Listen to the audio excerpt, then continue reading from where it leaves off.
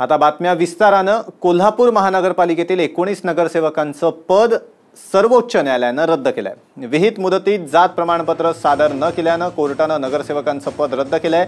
या निकालामुळे काँग्रेस राष्ट्रवादीच्या आघाडीला मोठा फटका बसलाय.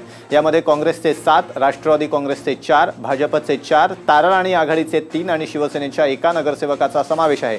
या ठिकाणी आता फेरनिवडणुकीची शक्यता आहे. दरम्यान विरोधकांनी सरकारच्या समाज कल्याण विभागाला यासाठी जबाबदार धरलाय.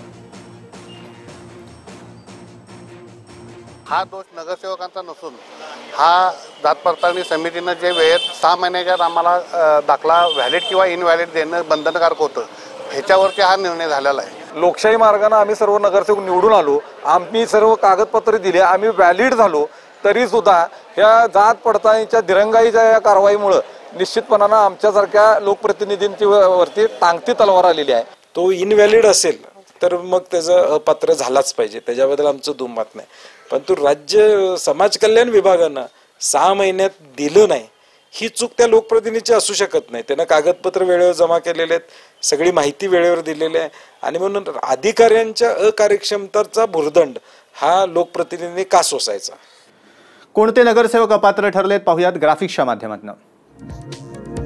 हसीना फराज, शमा मुल्ला, सचिन पाटील, अफजल पिरजादे हे राष्ट्रवादी काँग्रेसचे नगरसेवक अपात्र ठरले.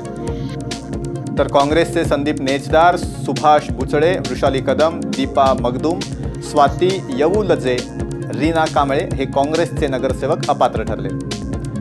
किरण शिराळे, कमलाकर भोपळे, सविता घोरपडे, ताराराणी आघाडीचे सदस्य नगरसेवक अपात्र ठरले. संतोष गायकवाड, अश्विनी रामाने बारमते, मनीषा कुंभार, विजय खाडे हे भाजपचे हे नगरसेवक अपात्र ठरले. नियात खान शिवसेना हा एकमेव नगरसेवक शिवसेनेचा अपात्र ठरलाय.